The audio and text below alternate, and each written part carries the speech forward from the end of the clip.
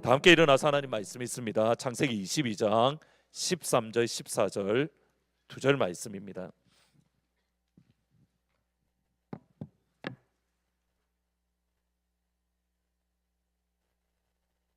창세기 22장 13절 14절 두 절 말씀 같이 읽겠습니다. 시작. 아브라함이 눈을 들어 살펴본즉 한 순양이 뒤에 있는데 뿔이 수풀에 걸려 있는지라.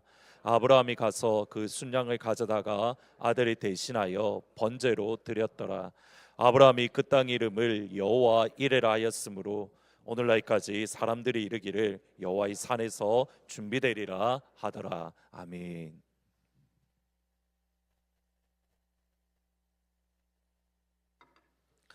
피로스의 승리라는 표현이 있습니다. 전쟁에서 이겼지만 승리하는 과정에서 또는 전쟁을 하는 과정 속에서 많은 손해 또는 많은 피해가 있었을 때에 비록 전쟁에서 승리했지만 그 대가를 많이 지불했을 때에 사용하는 표현이 피로스의 승리라는 단어입니다. 그냥 우리식으로 표현하면 뭐 실속 없는 승리 또는 상처뿐인 영광, 이러한 단어와 비슷합니다. 여기 피로스의 승리에서 피로스는 사실은 그리스의 왕으로서 그는 전쟁의 전술과 전략에 능했던 왕이라고 합니다. 특별히 제2의 알렉산더 대왕을 꿈꿀 정도로 그가 많은 야심을 가지고 있었습니다. 하루는 타렌툼이라는 조그만한 도시 국가에서 이제 우리가 로마와 전쟁을 해야 되는데 우리의 힘으로 싸울 수 없으니까 당신들이 와서 나를 좀 도와주십시오라고 로마와의 전쟁에 도움을 피로스 왕에게 요청한 겁니다. 안 그래도 많은 꿈들, 많은 야심들 또는 전쟁에 나는 자신 있다라는 그런 피로스 왕이었기 때문에 이번 기회에 로마를 정복하고 나아가서 알렉산더 왕처럼 세상을 정복하면 되겠다, 그러한 계획들, 그런 마음을 품었습니다. 전쟁을 하기에 앞서서 키네아스라는 신하와 먼저 이러한 전쟁에 대해서 이런저런 이야기를 나누는데, 키네아스라는 신하가 이렇게 왕에게 질문을 한 겁니다. 폐하, 로마는 대단히 호전적인 또는 전쟁을 좋아하는 나라라고 합니다. 로마와의 전쟁에서 승리를 한다면 왕은 그 다음에 무엇을 할 겁니까? 로마와의 전쟁에서 승리를 한다면 당연히 로마를 정복할 것이고 그 다음에는 이탈리아 전역을 내가 정복하고 싶어. 그 다음에 다시 신하가 질문을 합니다. 그럼 이탈리아를 정복하신 다음에는 뭐 하려고 하십니까? 로마와 이탈리아를 정복했으니 그 옆에 있는 부유한 땅, 너무 풍요로운 땅인 시칠리아를 정복하겠지. 그러면 로마도 정복하고 이탈리아도 정복하고 시칠리아를 정복하면 그 다음에 마게도냐 또는 그리스, 그리고 마침내 알렉산더 왕처럼 많은 나라를 정복하실 것 같습니다. 그러면 그 다음에는 무엇 하시겠습니까? 세상을 알렉스 대왕처럼 모두 다 정복했다, 그 생각을 품으니까 피로스 왕이 행복한 겁니다. 그러면서 기쁘게 웃으면서 이렇게 대답을 했답니다. 내가 알렉산더 대왕처럼 모든 땅을 정복한다면 내가 원했던 것이 이루어진 것이니 이제 그때부터는 날마다 축제를 열고 축제에 잔치를 열어서 맛있는 걸 먹고 나와 함께 했던 사람들과 함께 지나간 추억을 이야기하며 편안하게 살지 않겠나. 나는 그렇게 하고 싶어. 이 말을 모두 들었던 키네아스라는 신하가 이렇게 답을 합니다. 왕이시여, 축제를 열고 맛있는 거 먹고 사람들과 즐거운 추억의 이야기를 하려면 지금 당장 할 수 있습니다.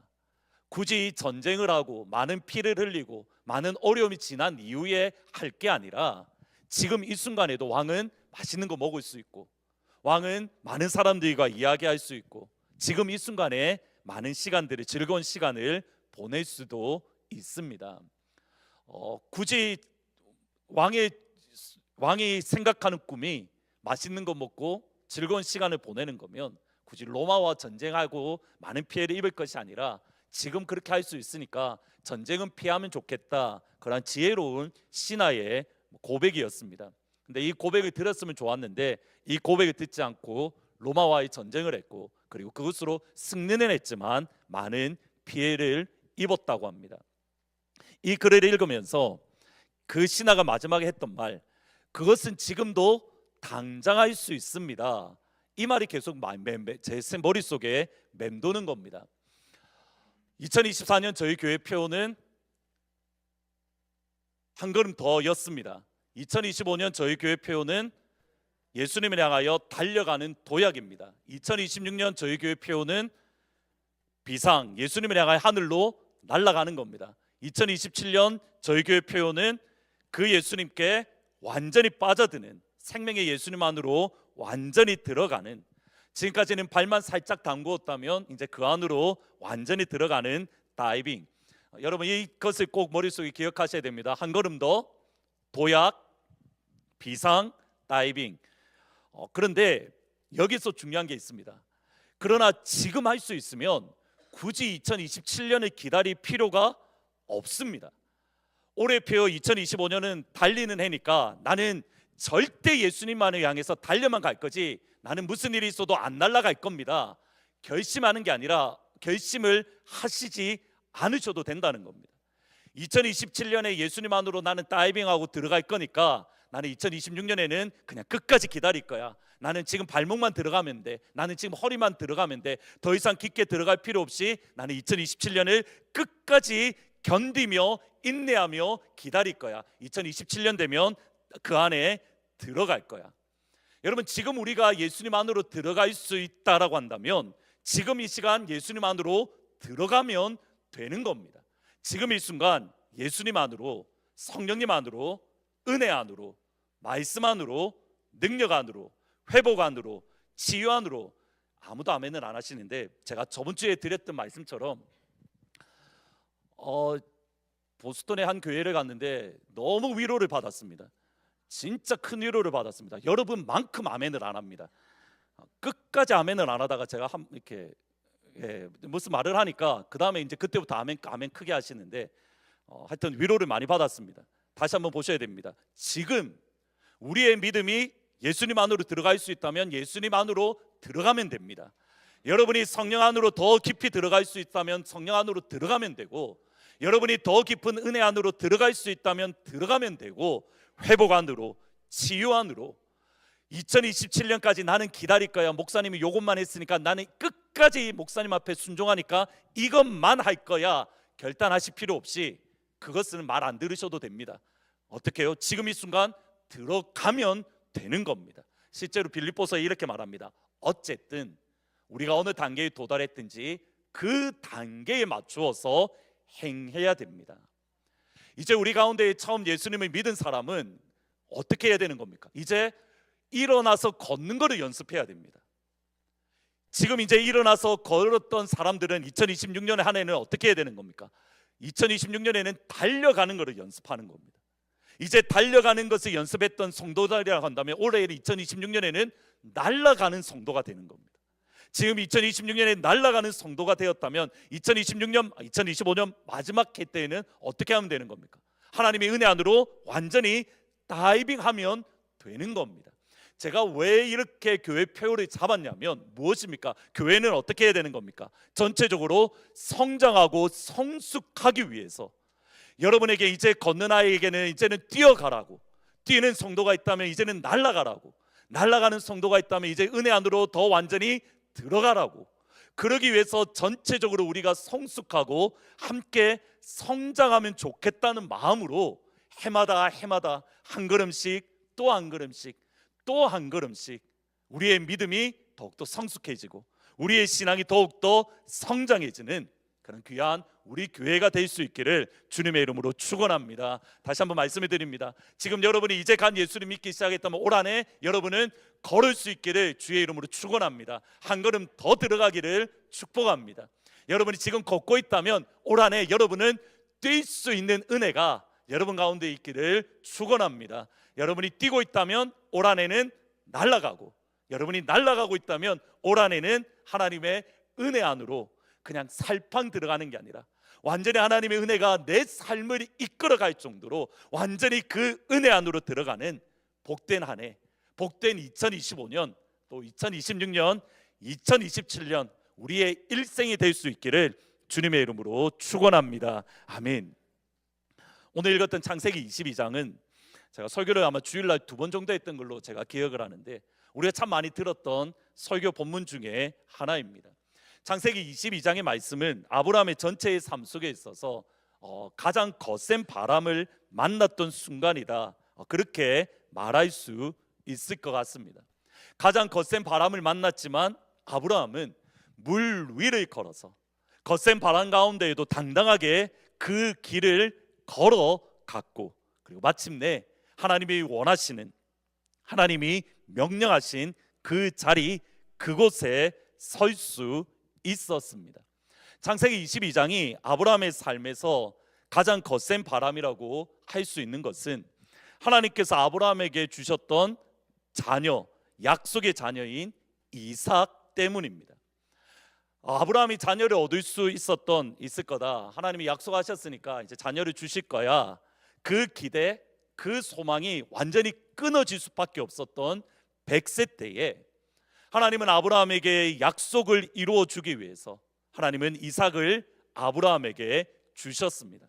성경에 보면 이삭을, 아브라함의 아들 이삭을 약속의 자녀라고 말합니다. 왜냐하면 하나님이 아브라함에게 약속을 주셨고 하나님이 그 약속의 성취로 이삭을 주셨기 때문에 하나님은, 성경은 이삭을 약속의 자녀다, 이렇게 부릅니다.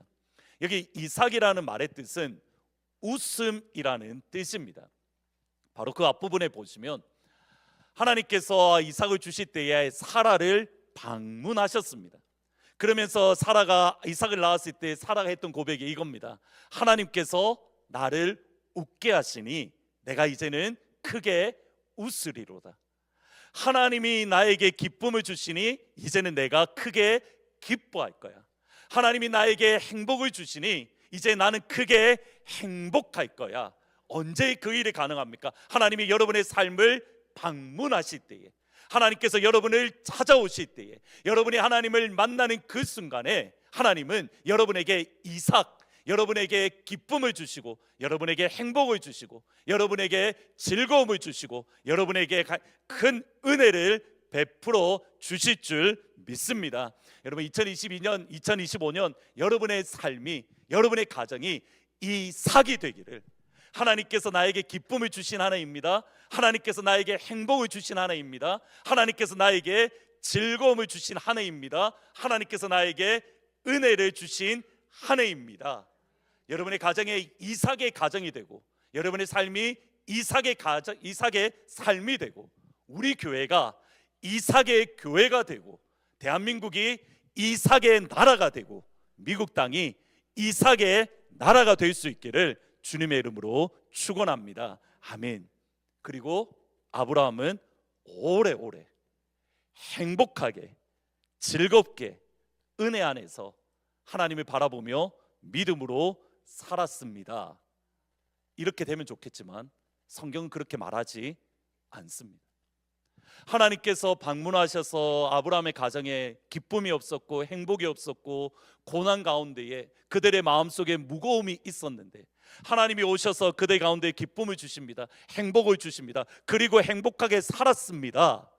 이렇게 끝나면 좋은데 오늘 하나님의 말씀은 모든 것이 행복하고 모든 것이 기쁜 그 순간에 아브라함의 삶에 가장 거센 바람이 불었습니다. 그것이 창세기 22장 2절입니다. 같이 한번 읽어보십니다. 시작. 하나님이 말씀하셨다.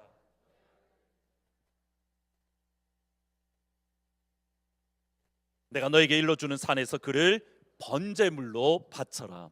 첫 번째로 우리가 같이 생각할 것이 원수에게 여러분의 자리를 내어주지 마십시오. 우리 같이 한번 1번을 같이 한번 읽어보십니다. 시작. 원수에게 나의 자리를 내어주지 마세요. 다시 한번 더 있습니다. 시작. 원수에게 나의 자리를 내어주지 마세요. 방금 읽었던 창세기 22장 2절에 보시면 아브라함에게 이삭이 어떤 존재인가를 하나님의 분명한 평가가 나옵니다. 뭐라고 하냐면 너의 아들, 너의 사랑하는 외아들 이삭, 너의 아들, 너의 사랑하는 외아들 이삭. 이것을 히브리어로 번역하면 조금 더 강조되어 있는 단어가 있습니다. 이렇게 번역이 되어집니다. Your son, your only son, whom you love, Isaac. your son, your only son, whom you love, Isaac.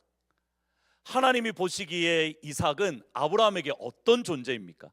아브라함에게 속해 있는 존재입니다. 하나님이 아브라함과 이삭의 관계를 가만히 바라보실 때에 하나님의 평가는 이겁니다. 이삭은 하나님이 선물로 주신 선물이 아니라, 아브라함은 이 당시에 어떻게 생각을 했냐면, 이삭은 내 아들이야, 이삭은 나의 독자야, 이삭은 나의 사랑이야, 이삭은 나의 전부야. 이게 하나님께서 아브라함과 이삭의 관계를 보시는 말씀입니다. 다시 한번 보셔야 됩니다. 이삭과 아브라함의 관계를 하나님이 이렇게 평가합니다. 이삭은 아브라함에게 나의 아들이야, 이삭은 나의 독자야, 이삭은 나의 사랑이야, 이삭은 나의 전부야. 하나님께서 선물로 주셨다, 하나님이 그 가운데 들어간 게 아니라 이삭은 내 거야, 이삭은 나에게 속했어, 이삭은 나의 전부야, 이삭은 나의 사랑이야. 나의 전부이고 나의 사랑이고 나의 유일한 아들인 그 이삭을 하나님은 번제로 바쳐라. 내가 너에게 명령하는 그 산으로 이삭을 데리고 가서 번제로 바쳐라. 성경은 이것을 하나님이 아브라함을 시험했다라고 말씀을 합니다. 1절에 보시면 이런 일이 있은 지 얼마 후에 하나님이 아브라함을 시험해 보시려고 아브라함을 불렀다.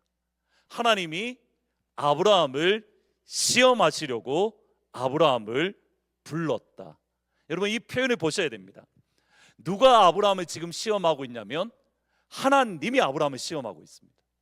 지금 누가 테스트를 하고 있냐면 하나님이 아브라함을 테스트하고 있습니다.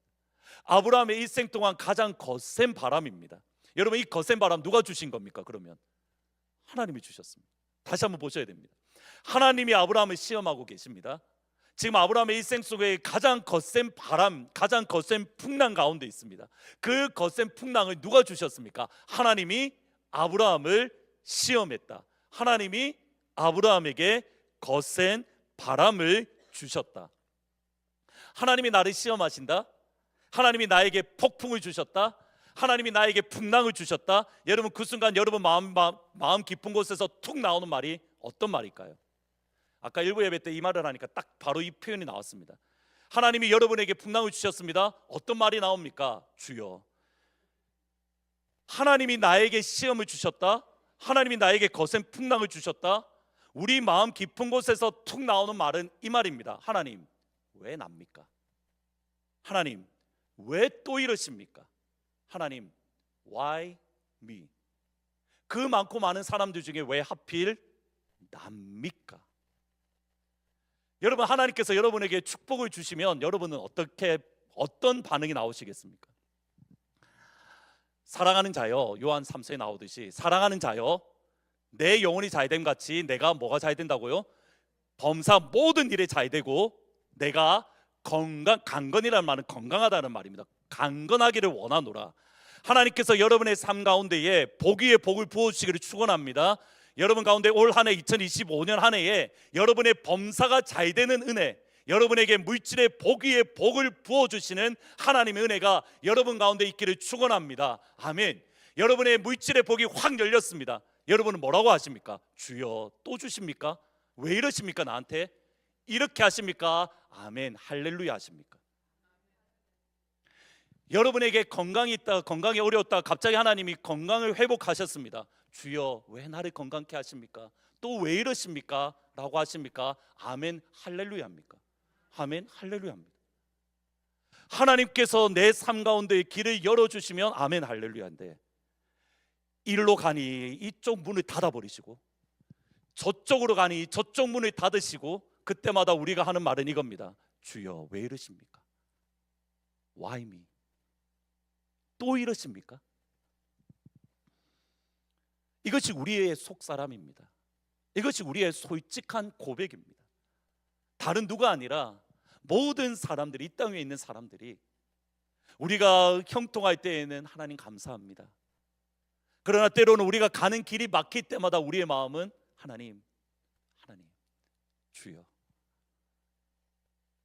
아브라함에게 있어서 고민스러웠던 것이 또 있습니다. 그가 어려움을 겪을 때에 하나님이 나를 시험하신다, 하나님 왜 이러십니까? 라는 마음이 있을 수 있었지만 더 고민스러웠던 것은 아브라함은 그 길을 3일 동안 걸어갔습니다. 창세기 22장 4절에 보시면 사흘 만에 아브라함은 고개를 들어서 멀리 그곳을 바라볼 수 있었다. 번제로 바쳐야 하는 이삭 아들이 옆에 있습니다. 불과 나무와 장작을 가지고 3일 길을 걸어갑니다. 여러분, 이 3일 길을 걸어가는 동안 아브라함에게 어떤 생각, 어떤 마음이 들었겠습니까? 아브라함이 이 3일 길을 걸어가는 동안 양도 없이 아들과 벌과 제 나무만을 가지고 갈 때에 어떤 마음이 들겠습니까? 제가 아브라함의 입장이라면 이런 생각이 들 것 같습니다. 하나님, 줄 때는 언제고 왜 뺏어갑니까? 물론 이삭에게 표시는 안 하겠으나 하나님 어렵게 주놓고 왜 또 도로 뺏어가십니까? 여러분, 여기에 대한 답 사실 찾기가 어렵습니다. 여기에 대한 우리가 만족할 만한 답 찾기가 쉽지 않습니다. 문제는 뭐냐면 이 3일이라는 길을 걸어가는 동안 아브라함의 마음속에 끊임없이 드는 생각들이 뭐냐면 이겁니다. 의심은 더 큰 의심이 났습니다. 불평은 더 큰 불평을 낳습니다. 원망은 더 큰 원망을 낳습니다. 아브라함의 마음속에 하나님께서 나에게 이삭을 바치라고 했다, 하나님이 나를 시험하신다, 하나님 이게 뭐지요? 처음엔 조그만한 의심의 씨앗이 점점 커져갈 수 있는 충분한 시간이 되더라는 겁니다. 그 다음 아브라함, 우리의 본성도 이러한 본성이 있는데 여기에 더해서 이 3일 동안 아브라함을 절대 가만히 놔두지 않을 또 한 놈이 있을 것 같습니다. 마귀요. 마귀는 어떻게든 이 3일 동안 아브라함을 무너뜨리려고 몸부림 쳤을 겁니다. 루이 기글리오 목사님이 쓰신 원수에게 자리를 내주지 말라라는 책이 있습니다. 이 책에 이제 애틀란타의 대형 교회를, 지금은 대형 교회인데 애틀란타의 교회를 개척을 하시고 이제 새롭게 시작을 하셨습니다. 교회를 시작을 하시니까 얼마나 많은 기대들, 많은 꿈을 가졌겠습니까? 우리 교회가 이제는 이렇게 크고 하나님께서 많은 사람들을 보내어 주시고 영광스럽게 주의 일을 감당할 거야. 목사님이 그런 기대를 가졌는데 그 기대를 가진 지 얼마 되지 않아서 교회 내에 개척한 지 얼마 되지 않아서 시작한 지 얼마 되지 않아서 교회 안에 갈등이 있고 교회 안에 어려움이 있었습니다. 그때 목사님의 고백이 딱 이렇습니다. 심한 쓰라림과 좌절이 내 영혼 깊숙이 파고들었다. 어디론가 훌쩍 떠나고 싶었다. 그러면서 목사님이 하는 말이 이 말입니다. 누군가의 잘못된 행동이나 상처 주는 말, 버림받았거나 부당한 공격을 당한다고 느낄 때, 마음의 상처와 패배감이 나를 짓누를 때, 두려움과 절망이 찾아오고 분노에 휩싸이고 왈칵 눈물이 쏟아질 때, 그리고 저는 이 표현이 마음에 와닿는데 뭐라고 마지막에 하시냐면 새벽 2시에 천장을 멍하게 바라볼 때. 여러분, 막 극심한 스트레스나 어려움을 겪을 때에 잠이 안 와서 1시, 2시, 3시 멍하니 하늘만 바라보고 멍하니 천장만 바라보고 있는 그때, 그러한 시간을 몇 개월을 보내셨습니다. 그러다가 몇 개월 시간 지난 이후에 어떤 이야기가 돌기 시작하냐면 그때 그 일이 목사님이 잘못한 게 아니라 목사님이 옳았다라는 그런 소식들이 막 전해지는 겁니다. 그 소식을 듣자마자 목사님 친구에게 문자를 보냅니다. 믿기 어렵겠지만 오늘 이런 일이 있었어. 내가 다 잘했다는 건 아니지만 실제 벌어진 일을 봐. 결국 하나님은 모든 것들을 다 드러내시기 마련이야. 지금이 바로 그 시간이야. 목사님이 몇 개월 동안 많은 오해와 어려움과 고난을 받다가 마침내 목사님이 바르다고, 목사님이 옳았다는 것이 소문이, 이야기가 돌기 시작하자 목사님이 친구에게 이 카톡을 보냈어요. 카톡이 아니라 텍스트. 제가 카톡이라고 하면 텍스트로 이해하시면 됩니다. 텍스트 딱 보냈습니다. 봐, 하나님이 다 드러냈어. 여러분, 이때에 이 목사님은 친구에게 어떤 마음으로 텍스트를 보냈을까요? 특별히 남편과 아내, 부모님과 자녀, 남자친구와 여자친구에게 정말 간곡히 부탁드립니다. 혹시라도 여러분의 옆에 있는 사람이 봐, 나 이렇게 했어, 근데 이렇게 하나님이 하셨어, 이러면 여러분 바른 말을 하면 욕 바가지로 듣습니다. 그때 어떻게 해야 됩니까? 아이고 맞지, 수고했어. 여러분 잘못된 거는 나도 압니다. 내가 이렇게 어떤 말을 하잖아요. 그러면 내가 잘못됐지만 그것을 나도 압니다. 근데 내가 기대하는 건 뭔가요? 아이고 맞다, 수고했네 등 한번 똑똑똑 쳐주는 겁니다. 거기에 대해서 또 굳이 목사가 그렇게 어떻게 되냐고 하나님 앞에 기도해야지, 하나님 앞에 나 철회를 하든지 뭘 해야지, 이렇게 하면 제가 마음이 기쁠까요? 하나님 말씀이니까 순종해야지 할까? 아니면 열이 확 오를까요? 목사님의 마음이 뭐냐면, 내가 그동안 이렇게 억울했는데 이제 드디어 내가 바르게 됐어. 친구에게 무엇을 기대한 겁니까? 그래, 수고했어, 잘 견뎠어, 마침내 하나님이 역사하시네. 근데 목사님이, 친구가 목사님에게 보낸 카톡은 다른 말이었습니다. 이 말입니다. 같이 한번 읽어보십니다. 시작. 자네의 식탁에 원수를 앉히지 말게. 자네의 식탁에 원수를 앉히지 말게. 지난 몇 개월 동안 목사님 마음속에 자리 잡았던 짜증들, 지난 몇 개월 동안 목사님 마음속에 있었던 분노들, 지난 몇 개월 동안 목사님 마음속에 있었던 원망, 쓴뿌리, 거기다가 겉봐, 잘 됐어, 꼬셔, 잘못된 거 하나님 마침내 다 드러내시네. 그를 향한 사랑이 아니라 미움의 마음.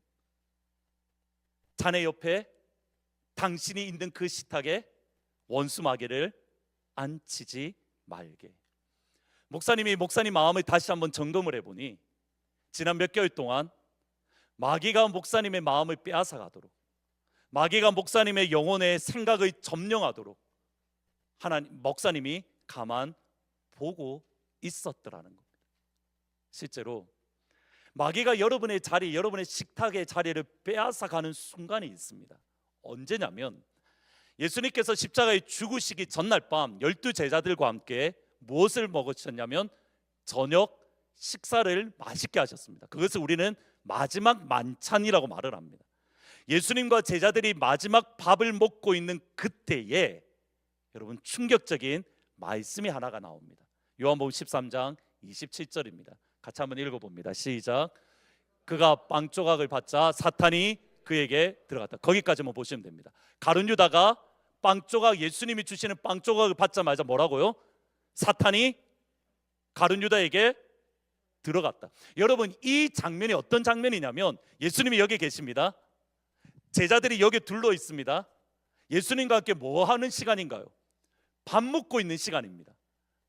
그 마지막 만찬 전에 예수님이 하셨던 설교의 내용이 무슨 내용인가요? 서로 사랑해. 내가 너희 발을 씻어준 것처럼 너희는 서로 사랑해. 주님의 말씀이 선포되어지고 있는 그 자리에 가룟 유다는 어떻게 했냐면 예수님과 함께 있는 그 자리에 마귀가 와서 가룟 유다의 자리를 빼앗아 가버립니다. 마귀가 가룟 유다의 자리를 빼앗아 가는 방법이 바로 그 앞에 13장 2절에 나옵니다. 같이 한번 읽습니다. 시작. 저녁을 먹을 때에 예수를 팔아넘길 생각을 불어 넣었더라. 마귀가 가룟 유다의 자리를 빼앗아 갔던 방법이 뭐냐면, 끊임없는 방법이 뭐냐면 이겁니다. 끊임없이 마귀가 마귀의 생각을 어떻게 하는 겁니까? 우리에게 불어넣고 있습니다. 여러분 여기서 오해하시면 안 됩니다. 나는 마귀의 생각을 받기 싫은데 어쩔 수 없이 마귀가 나보다 힘이 더 세니까 꾸역꾸역 마귀의 생각을 내 안에 집어넣는다? 성경은 그렇게 말하지 않습니다. 정확하게 이 본문에 이렇게 말합니다. 마귀는 마귀의 생각을 가룟 유다에게 던졌습니다. Satan cast a thought. 마귀가 생각을 던졌다. 마귀가 던졌던 그 생각을 가룟 유다가 어떻게 한 겁니까? 그의 마음밭에 덥석 받은 겁니다. 그리고 그것에 무엇을 주었습니까?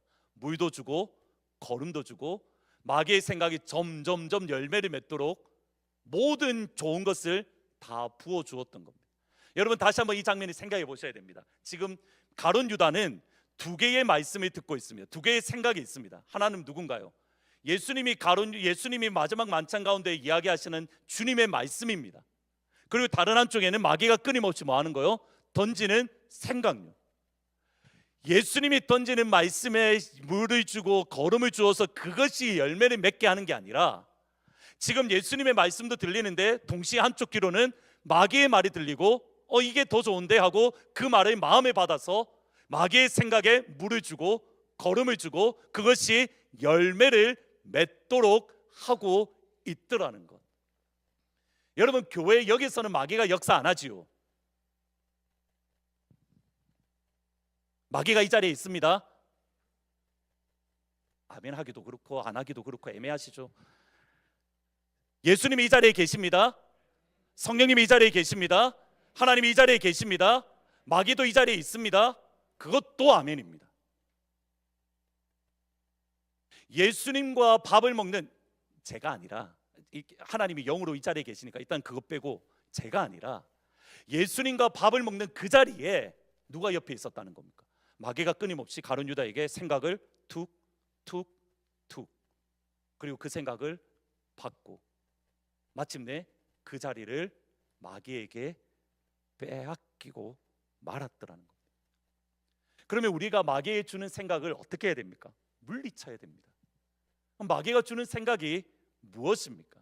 어떻게 그거를 분별할 수 있습니까?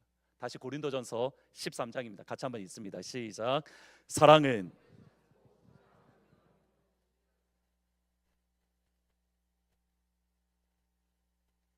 자기의 유익을 구하지 아니하며 성내지 아니하며 악한 것을 생각지 아니하며 불의를 기뻐하지 아니하며 진리와 함께 기뻐하고 모든 것을 참으며 모든 것을 믿으며 모든 것을 바라며 모든 것을 견디느니라. 아멘. 다시 한번 더 하십니다. 읽어봅니다. 시작. 사랑은 오래 참고 사랑은 온유하며 사랑은 자랑하지 아니하며 교만하지 아니하며 무례히 행하지 아니하며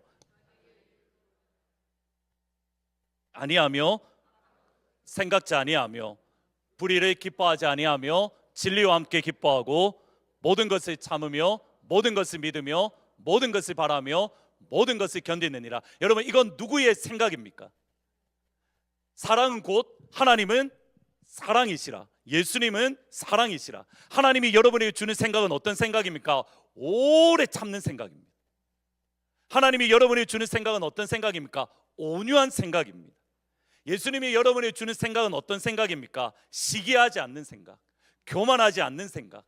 하나님이 여러분에게 주는 생각은 어떤 생각입니까? 무례하지 않는 것, 자기의 이익을 구하지 않는 것, 모든 것을 참으며 모든 것을 믿으며 모든 것을 바라며 모든 것을 견디는 것. 누가 주시는 생각입니까?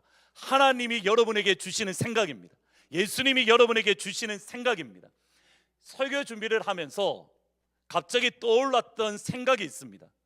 마귀는 어떤 생각을 줄까요? 요거 딱 뒤집어 놓으면 마귀가 주는 생각입니다. 다시 한번 보시겠습니다. 제가 읽어보겠습니다. 마귀는 오래 참지 않고, 마귀는 온유하지 않고, 마귀는 시기하며, 마귀는 자랑하며, 마귀는 교만하며, 마귀는 무례히 행하며, 마귀는 자기의 유익을 구하며, 마귀는 썩내며, 마귀는 악한 것을 생각하며, 마귀는 불의를 기뻐하며, 마귀는 진리와 함께 기뻐하지 않고, 마귀는 모든 것을 참지 않고, 마귀는 모든 것을 믿지 않고, 마귀는 모든 것을 바라지 않고, 마귀는 모든 것을 견디지 않습니다. 여러분, 요 생각이 여러분 가운데 툭 떨어질 때에 누구 생각입니까? 아멘. 주님 어서 오시옵소서. 큰일 나십니다. 다시 한번 보셔야 됩니다. 하나님이 우리에게 주시는 생각과 하나님이 우리에게 주시는 마음은 분명합니다. 사랑은 오래 참습니다. 하나님이 주시는 생각, 여러분이 오래 참습니다. 무례하지 않습니다. 모든 것을 덮어줍니다. 모든 것을 바랍니다. 모든 것을 견딥니다. 모든 것을 이겨냅니다. 마귀가 주는 생각은 오래 참지 않습니다. 마귀가 주는 생각은 불친절합니다. 마귀가 주는 생각은 시기하지 않습니다. 근데 여러분 가만히 보셔야 됩니다. 마귀는 오래 참는다. 근데 우리의 모습은 어떤 모습이냐면, 나 지금까지 참을 만큼 참았어. 나 이제 조금만 더 거들면 폭발해. 폭발할 거야? 폭발할 거야? 누가 주는 생각입니까? 하나님이 여러분에게 주시는 생각입니까? 나 지금까지 참았잖아. 나 10년 동안 참았는데, 20년 동안 참았는데 나 터뜨린다, 폭발한다. 누가 주는 생각입니까? 자기의 이익을 구하지 않고, 나 10년 동안 가정을 위해서 살았잖아. 나 20년 동안 자녀를 위해서 살았잖아. 이제 나 좀 나를 위해 살아도 되지 않을까? 하나님이 주시는 생각입니까? 마귀가 주는 생각입니까? 여기서 대부분 일부 예배 때도 아무도 아멘을 안 하는 것을 보고 제가 참 놀라운 일을 발견했습니다. 여러분, 우리의 관계 속에서 가만히 생각해 보셔야 됩니다. 분명히 누군가는 참았기 때문에 그 관계가 이루어집니다. 여러분, 가정에서 누군가가 참았으니까 지금 가정이 이루어지잖아요. 애를 참든지 아니면 남편을 참든지 아니면 누구를 참든지 간에 누군가는 참았으니까 그 관계가 있잖아요. 근데 이제 나 참을 만큼 참았어? 폭발해? 폭발할 거야? 이게 우리의 모습입니다. 저도 다르지 않습니다. 이제 나 지금까지 말하면 또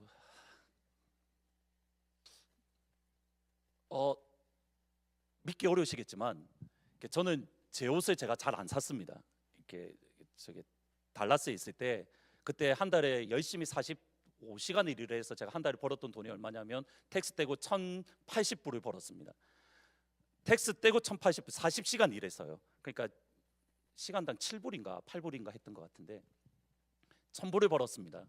그 1,000불을 벌어서 저는 그 학교 대학교 신학대학원 안에 이렇게 뭐죠, 달러 추리 같은, 이게 뭐라고 하죠, 이렇게 그 옷 나눠주는 거 있잖아요. 그 공짜로 주는 거, 저는 그것을 입었습니다. 저는 그걸 입었습니다. 그 말의 의미는 뭘까요? 그분은 좋은 옷을 사 입었습니다.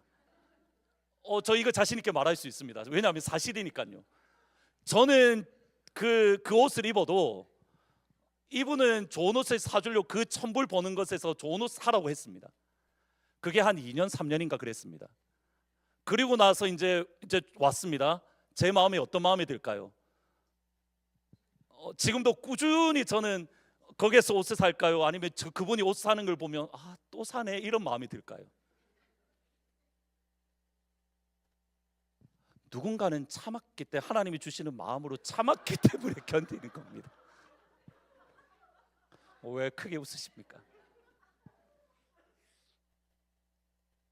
하나님이 주시는 마음, 마귀가 주는 마음, 경계선상입니다. 아무것도 아닌 것 같은데 그 경계선상입니다. 그 경계선상에서 그것을 마음에 받아서 물을 주고 걸음을 주면 우리의 주셨던 하나님의 자리가 빼앗기게 되는 겁니다. 2025년 지금까지 여러분이 수고하셨던 것처럼 주님이 주시는 이 마음, 사랑은 오래 참고, 사랑은 온유하고, 시기하지 않고, 자랑하지 않고, 교만하지 않고, 모든 것을 덮어주고, 모든 것을 견디고, 모든 것을 바라고, 모든 것을 믿어주는 그 주님의 말씀을 여러분 가운데에 가득 채워주시기를 주님의 이름으로 축원합니다. 마귀가 주는 생각, 여러분 어떻게 해야 됩니까? 사탄아, 물러가라. 나 참을 만큼 참았어, 나 건드리지 마. 이 생각이 여러분에 들 때 어떻게 해야 됩니까? 아멘 오시옵소서, 할렐루야가 아니라 사탄아, 물러가라. 이제 좀 나를 위해서 살게, 나를 위해서 좀 살게, 나 수고했잖아. 여러분, 이건 교회적으로도 마찬가지입니다. 교회적으로도 지금까지 수고하셨던 분들이 누군가는 섬기고 수고했기 때문에 우리가 이 자리에 서 있는 겁니다. 여러분이 이 자리에 예배 드리기 위해서 누군가는 뒤에서 수고하고 헌신하는 분들이 있습니다. 근데 여러분, 시간이 지나다 보면 나는 이렇게 수고하는데 어떤 사람이 잘 보일까요? 또 왜 안 그러신 것처럼 하십니까? 나는 죽으라고 헌신하는데, 내가 죽으라고 헌신하면 내 눈에 꼭 띄는 한 사람이 있습니다. 누구요? 그 사람요. 그분요. 그때 내 마음이 어떤 마음이 듭니까? 나 이렇게 참았는데 나도 이제 좀 안 하고 싶어. 2025년 하나님께서 우리에게 주시는 마음, 하나님의 말씀은 아멘으로 받고, 하나님이 아닌 다른 생각은 하나님 앞에 물리쳐서 마귀에게 우리의 자리를 빼앗기지 않는 그런 복된 한 해가 될 수 있기를 주님의 이름으로 축원합니다. 여러분, 그게 결코 손해가 아닙니다. 왜 손해가 아니냐면, 그렇게 해서 그 자리에 섰을 때에 하나님이 주시는 더 풍성한 은혜가 있기 때문입니다. 두 번째로 같이 한번 읽어보십니다. 시작. 하나님을 만나러 모리아 산에 올라간다. 하나님을 만나러 모리아 산에 올라간다. 아브라함이 안에 들었던 생각들, 또는 마귀가 던졌던 수없이 많은 생각들이 있었을 겁니다. 그 모든 것들을 이겨내고 믿음으로 모리아 산에 올라갔습니다. 하나님이 명령하시는 모리아 산에 가니 하나님이 준비하심이 경험되어집니다. 하나님이 모리아 산의 순양을 직접 준비해 주셨습니다. 이것이 아브라함이 모리아 산까지 갈 수 있었던 믿음입니다. 여기서 잘 보셔야 됩니다. 여기서 제가 드리고 싶은 오늘 말씀의 핵심이 있습니다. 아브라함과 이삭이 둘이만 걸어갈 때에 이삭이 아브라함에게, 아들이 아빠에게 물어봅니다. 아버지, 나무도 있습니다, 불도 있습니다, 번제할 양은 어디에 있습니까? 왜냐하면 양이 없으니까요. 번제를 드리려면 양이 있어야 되는데 양이 없으니까. 이 질문을 아들에게 들었던 아빠 아브라함이 뭐라고 고백하냐면 이렇게 고백을 합니다. 22장 8절 말씀입니다. 같이 한번 읽어보십니다. 시작. 아브라함이 대답하였다.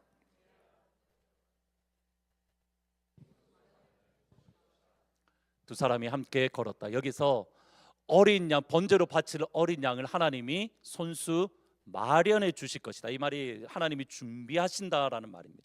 근데 이 말을 히브리어에서 번역하면 이렇습니다. 하나님이 번제할 어린 양을 보고 계십니다. God sees the lamb for the burnt offering. 하나님께서 번제할 어린 양을 뭐라고요? 하나님이 보고 계십니다. 보고 계십니다. 이것을 크게 번역해서 준비하고 있다라는 말로 번역한 겁니다. 하나님이 보고 있다. See, 하나님이 보고 있다. 그리고 나서 모리아 산에서의 순양을 통해서 번제를 드렸습니다. 그리고 나서 아브라함이 그 산의 이름을 여호와 이레라고 불렀습니다. 창세기 22장 14절 같이 한번 읽습니다. 시작.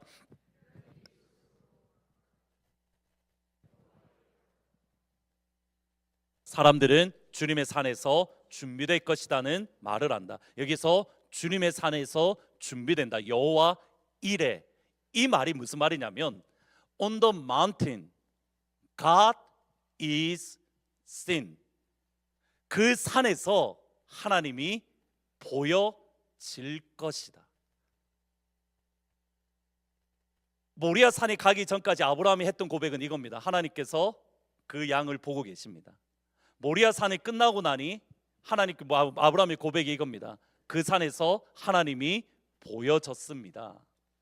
이것을 종합하면 이렇습니다. 조금 어렵지만 한번 보시면 좋겠습니다. 여러분 성경에 있으면 적으셔도 괜찮을 표현입니다. 하나님이 8절에 어린 양을 보고 계십니다. 하나님이 무엇을 보고 계십니까?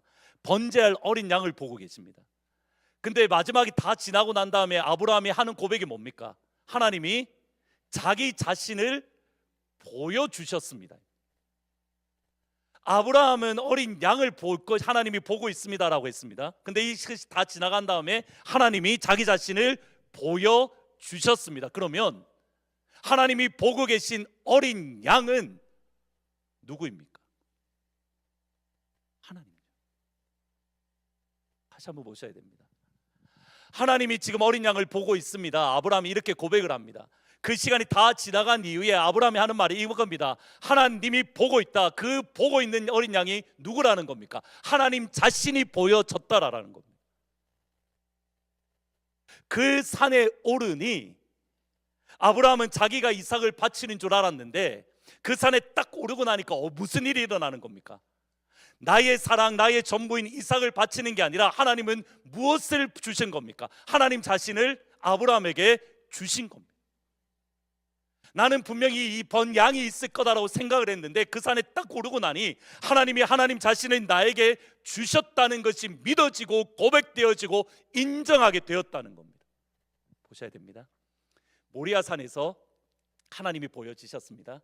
그 모리아 산 위에 뭐가 세워졌냐면 예루살렘 성전이 세워졌습니다. 그 예루살렘 성전에 1000년이 지난 이후에 예수님이 십자가에서 죽으셨습니다. 하나님이 어린 양을 보고 있다라는 이 말은 장차 우리를 위하여 자기 자신을 내어주실, 자기 자신을 온전히 우리를 위하여 내어주실 그 아버지를 보여주시는 겁니다. 하나님이 여러분에게 그러면 왜 모리아 산에 가라고 하십니까? 여러분에게 이삭을 바치라고 여러분에게 모리아 산으로 가라는 겁니까? 여러분에게 모든 것인 전부를 빼앗아 가려고 여러분에게 모리아 산으로 가라는 게 아닙니다. 하나님은 무엇 때문에 가라는 겁니까? 나는 그것에 내 것에 다 줄 줄 알았는데 가서 보니 내가 하나님께 모든 것을 바치는 게 아니라 하나님이 나를 위해서 모든 것을 주시더라는 겁니다. 그게 모리아 산입니다. 내가 모든 것을 다 쏟아내는 줄 알았는데, 그것을 하나님이 원하시는 줄 알았는데 가서 보니 하나님이 그 자리에서 예수님의 물을 다 쏟아내시고 예수님의 피를 다 쏟아내시고 그 사랑을 경험할 수 있기 때문에 저와 여러분을 향하여 모리아 산에 올라가라라고 말씀을 하시는 겁니다. 임은미 선교사님이 쓰신 주님으로부터라는 책이 있습니다. 이렇게 하나님의 말씀을 묵상하면서 이건 하나님이 주신 말씀이야라는 그런 감동을 적은 책인데, 이 책 가운데에 사랑을 포기하지 않되 나를 먼저 사랑해라는 글이 있습니다. 제가 썼다가 그냥 지웠는데 조금 길지만 제가 드리는 말씀 이렇게 읽어 드릴 테니까 한번 잘 들어보시면 좋을 것 같습니다. 오늘도 나는 너와 동행하고 있음이라. 어제나 오늘이나 내일이나 영원토록 동일한 여호와 하나님의 사랑을 내가 입고 있음이라. 사랑하지 못할 사람이 많이 있을 수 있지만 나를 사랑하기를 힘쓰도록 할지니라. 사랑할 수 없는 사람, 또 사랑하기 힘든 사람, 그런 사람들이 사랑하려고 너무 힘쓰지 말고 먼저 나를 사랑하기를 힘쓰도록 할지니라. 마음을 다하여, 목숨을 다하여, 힘을 다하여, 정성을 다하여, 뜻을 다하여 네가 나를 그렇게 사랑하기를 힘쓰면 내가 너에게 다른 사람들이 사랑할 힘을 공급해 준다는 것을 너는 이미 알고 있음이라. 사랑하는 나의 딸아, 사랑하는 나의 아들아, 사랑하는 것을 절대 포기하지 않도록 하렴. 나를 먼저 사랑하고 이웃을 사랑하는 힘을 달라고 나에게 기도할지니라. 아마 선교사님이 사역을 하시면서 참 많은 어려움을 겪으셨던 것 같습니다. 아무런 이유 없이 비난하고 아무런 이유 없이 공격하고 하나님의 말씀에 따라 그 사람들을 사랑하려고 부단히도 노력하고 또 애를 쓰는데 선교사님이 그게 안 되었던 것 같습니다. 그때 주님이 주셨던 말씀이 이겁니다. 사랑할 수 없는 사람, 사랑하기 힘든 사람, 그 사람들 사랑하려고 너무 애쓰지 말고 먼저 나를 사랑하려고 노력해. 그럼 이렇게 좀 다르게 한번 생각을 해봤습니다. 하나님이 그러면 임은미 선교사님에게 왜 사랑할 수 없는 사람, 사랑하기 힘든 사람을 보내신 이유가 뭘까? 나를 먼저 사랑하고 예수님을 먼저 사랑하고 마음과 힘과 뜻과 정성을 다해서 주님을 더 사랑하라고. 근데 그 예수님은 어떤 예수님입니까? 사랑할 수 없는 사람인 나를 먼저 사랑하신 예수님. 사랑할 수 없는 나를 위해서 자기 자신을 십자가에서 모두 다 먼저 쏟아부으신 그 예수님. 나를 위해서 자기 자신을 먼저 쏟아부으신 그 예수님을 사랑하라고, 그 사랑을 경험하라고 그에게 사랑할 수 없는 사람, 사랑하기 힘든 사람을, 그리고 거센 바람을 보내어 주셨다.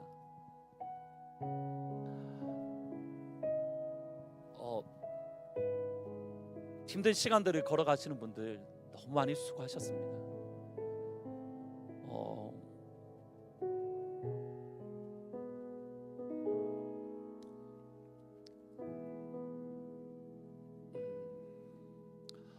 이 시간들 속에서 여기까지 온다고 너무 고생하셨고 다른 사람은 몰라도 주님은 여러분을 뭐하고 계십니까? 보고 계십니다. 여러분이 너무 잘 알고 계십니다. 근데 여러분을 향하여 모리아 산에 올라가라라고 하시는 그 이유는 여러분이 미워서가 아니라, 여러분이 싫어서가 아니라, 자기 자신의 전부를 내어주신 그 주님의 사랑을 더 깊이 경험하라고, 그 사랑을 더 맛보라고, 하나님의 그 한량없는 사랑. 로마서 5장에 보시면 독생자가 십자가에 죽으심으로 말미암아 하나님께서 우리에 향한 자기의 사랑을 확증하셨느니라. 그 자기 자신을 내어주신 그 사랑을 여러분들에게 더 풍성하게 이 땅에서 경험하라고. 죽어서 천국 가서 그 사랑을 경험하는 게 아니라 여러분이 이 땅을 살아가면서 나를 위해서 모든 것을 내어주신 주님의 사랑을 경험하라고 여러분을 향하여 모리아 산에 올라가라고 말씀합니다. 쉽지 않습니다. 어렵습니다. 네, 그 자리에 서면 하나님의 그 사랑을 다시 한번 맛볼 수 있습니다. 죽어서 맛보는 게 아니라 우리 교회 모두가 이 땅을 살아가는 동안, 2025년 한 해 동안 자기 자신을 모두 다 내어주신 그 아버지의 사랑을 함께 맛볼 수 있기를 주님의 이름으로 축복합니다. 다시 한번 힘내십시오. 주님이 여러분과 함께 하십니다. 주님이 나와 동행하십니다. 주님이 여러분을 보고 계십니다. 여러분, 이것만 말씀드리고 마치겠습니다. 예수님이 제자들을 보내셨습니다. 제자들이 풍랑 위에 걷고 있습니다. 여러분, 마가복음의 본문에 보시면 정확하게 이렇게 되어 있습니다. 주께서 그들이 고난 당하는 것을 보시고 주님이 찾아오셨다. 주님이 여러분의 폭풍 가운데에 고난 갖는 것을 보시고 주님이 찾아오셨다. 그 주님 손 붙들고 어디든지 주와 함께, 어디든지 주와 함께. 정말 저도 오래간만에 이 찬양을 부르는데, 찬송을 부르는데, 예수 나를 오라 하네, 겟세마네 동산까지 주와 함께 가려 하네, 크신 영광 보여주며 나와 함께 가시네. 말씀을 생각하면서 같이 찬양하고 기도하십니다.